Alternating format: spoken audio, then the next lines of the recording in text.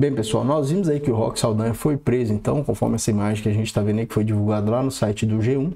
E ele foi preso, meus caros, em uma situação que evidencia para nós uma concatenação de atos. E aí eu vou mostrar para você vários vídeos aqui que foram publicados por ele ao longo do tempo e que evidenciam que os comportamentos dele estavam se amoldando a algumas infrações penais.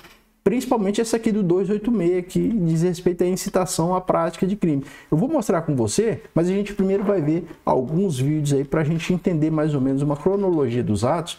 E você, sendo de direita, de esquerda, lulista, petista, de centro, sei lá, Alckmin, ou seja qual for o seu espectro político, você vai compreender uma coisa: nós estamos analisando a legislação. Então aqui não é de espectro político, é análise da legislação em face de comportamentos que são praticados pelas pessoas ao longo do tempo no mundo afora, no caso, no Brasil afora. Eu vou mostrar para vocês esse crime aqui do 286, que é incitação à prática de crime. Vamos ver um dos primeiros vídeos aqui, um trechinho que foi publicado pelo Roque Saldanha, aliás, pelo canal aqui, Pacto do Brasil, que ele estava lá em Brasília participando das manifestações.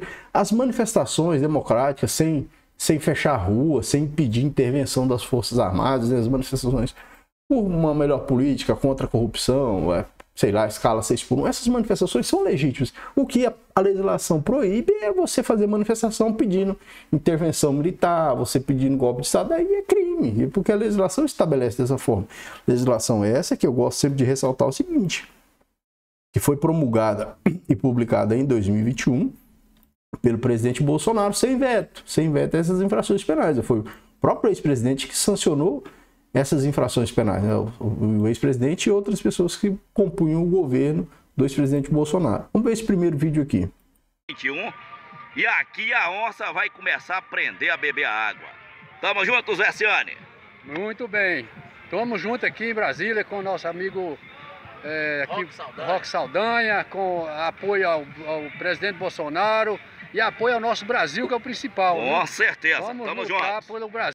As manifestações de apoio a um governo são legítimas, né? Claro que são legítimas. Você pode fazer uma manifestação de apoio ao governo, né? Igual a manifestação de apoio ao ex-presidente Bolsonaro. O que você não pode, conforme a legislação, é pedir golpe militar, golpe de Estado. Isso não pode, porque a legislação proíbe. Então tá. Então naquele primeiro vídeo ali a gente via uma situação mais amena, uma situação mais simples, sem uma conturbação. Aí vamos ver essa segunda aqui. Puder rodar o tambor e cuspir fogo. Minha café pequeno, pra rezar e nem cantar o apresentador.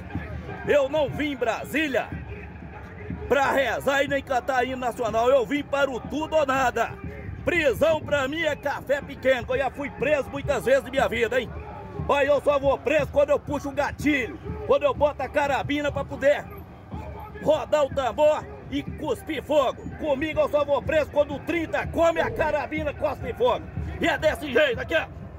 Taca nele! Taca nele! Taca nele! Vocês são de respeito, hein? Vocês são de respeito. Agora STF só tem vagabundos, hein? E aqui não é, ó. Lá e lelelé, que mandaram mandado de prisão pra eles esconder, não. Quiser expedir um mandado de prisão pra mim, expede agora. Aqui é Roque Saldanha, ó. E tô representando aqui Pancas e Espíritos, ó. Representando Colatina, representando o governador Valadares e representando Teófilo Otoni e todo o estado de Minas Gerais.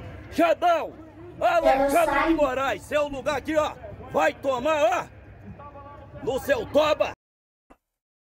Então a gente vê, meus caros, que aí as manifestações publicadas através das redes sociais, isso aí provavelmente foi compartilhado através de Telegram, de WhatsApp, vai se intensificando, o nível vai se intensificando.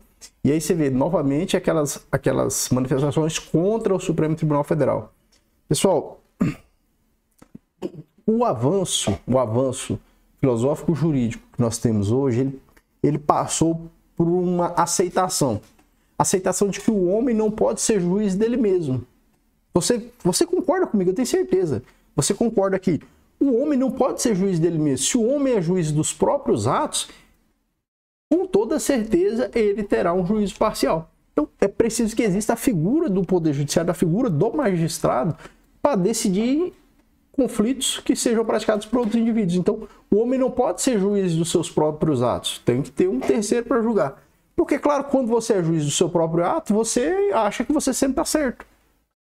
E E muitas vezes as decisões que partem do Poder Judiciário contrariam os interesses daquele que é julgado.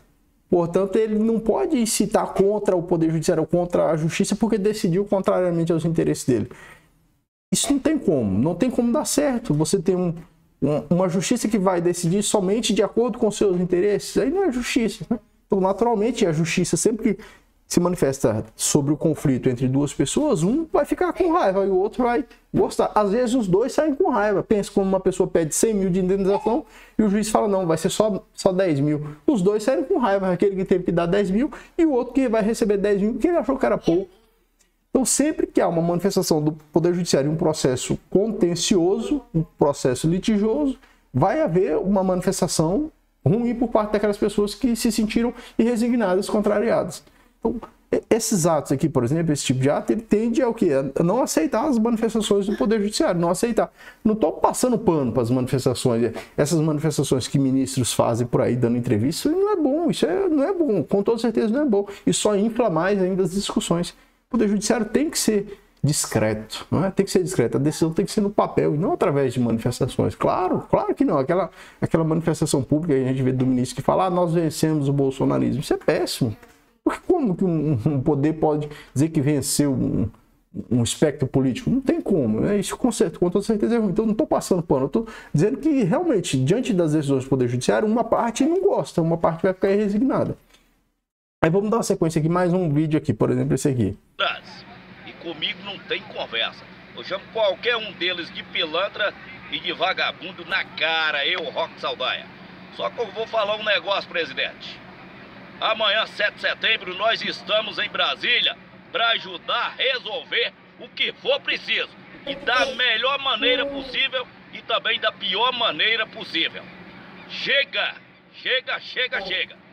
Eu não vim em Brasília para rezar e nem para cantar hino nacional. Eu ando com Deus no pensamento. Mas vou falar a verdade pro senhor. Eu, Roque Saldanha, como outras e outras pessoas dos 4 cantos do Brasil, estamos por tudo ou nada. Ordem e progresso. Apocalipse. Independência ou morte. Tal. Tá dado o recado. Quer dizer, mais uma manifestação, até você pode entender, mas é subentendido ali, o cara não é explícito. Mais um é dois, meus caras. A gente evidencia que, por mais que esteja implícito ali, que nós estamos por tudo ou nada, a manifestação dele pode ser compreendida pelo Poder Judiciário, pelo Ministério Público, pela polícia, como aqui na incitação à prática de crime, incitar publicamente a prática de crime. E também aquele que incitar a animosidade das Forças Armadas com os poderes constitucionais. Aí a gente vem aqui mais uma manifestação. Entendeu, armados? Melhor lutarmos agora, matarmos, morrermos, do que se tornarmos escravos amanhã ou depois desse bando de vagabundos e safados. E não tem conversa não, será na bala mesmo e na derrama de sangue. Inimigo bom é inimigo morto. Repito, inimigo bom é inimigo morto. E não queremos, nós não vamos ir pra rua cantar hino nacional e rezar não. Pode ter certeza disso. A nossa reza será com trambuque e bala comendo. Tá dado o recado. Ordem e progresso. Apocalipse. Então, quando o indivíduo vem aqui, por exemplo, aqui nesse vídeo fala, depois dele ter sido preso, que ele não estava no 8 de janeiro, de fato ele não estava, ele provou, pelo menos conforme aquilo que a gente vê sendo publicado. Acontece que essa concatenação de manifestações que ele fez através das redes sociais, esses vídeos que foram gravados, ele estando participando de manifestações, é entendida, né, com base numa análise da legislação e dos atos que são praticados, como algumas dessas infrações penais. Esse vídeo, quando ele gravou e divulgou, ó, foi que data aqui, 19 de maio. Então ele tinha sido preso, tinha recebido o benefício de ter a prisão preventiva convertida numa medida cautelar diversa da prisão, que é a medida cautelar de uso de tornozeleira, monitoramento eletrônico. Veja só. Olá, ministro Alexandre de Moraes. Aqui sou eu, Roque Saldanha, locutor, apresentador, repórter investigativo. Agora virando aqui, Senhor ministro, eu, Roque Saldanha, queria falar com o senhor o seguinte, sobre prender o quê? 8 de janeiro eu não estava em Brasília, estava em Governador Valadares, onde... Então, não é só o 8 de janeiro que me parece que insere o indivíduo num processo desse, são essas manifestações anteriores, E, meus caros, eu vou te mostrar aqui uma coisa, eu vou dar uma pausa aqui. Esse aqui, ó. Esse foi um dos últimos vídeos que foi publicado por ele, pelo Roque Saldanha. Aí ele já rompeu a tornozeleira. Então, ele tinha recebido o benefício da conversão da medida preventiva em medida cautelar diversa da prisão. E aí ele, a partir do, parece que foi 56 ou 57 descumprimentos reiterados da medida cautelar diversa da prisão, que acabou ensejando o decreto de prisão preventiva. Então, tinha o benefício mais favorável, né? A benesse tinha sido... claro que não é bom a pessoa estar com a tornozeleira, mas diante do caso concreto, o indivíduo recebeu um benefício, que ele estava preso preventivamente, e foi para o sistema de tornozeleira eletrônica, monitoramento eletrônico, para responder o processo, e descumpriu reiteradamente. A partir disso, então, houve o mandado de prisão temporária e de prisão preventiva, que a gente viu, inclusive divulgado lá no BNP, e novamente foi expedida uma ordem de prisão contra ele, e aí a Polícia Federal acabou capturando o indivíduo. Então, o que eu tiro disso aqui? Essas discussões de processo penal não podem ser realizadas através de manifestações, ainda mais por parte da parte. Ainda mais através da parte. A parte tem que fazer a defesa dela no processo, com o advogado, fazer autodefesa, ser ouvido. Mas no processo, se aquela pessoa que é objeto do processo vem, através das redes sociais, fazer as suas manifestações, essa pessoa vai ficar inflamada, vai ficar nervosa, e ela vai acabar piorando a sua situação em face do processo que ela vem respondendo.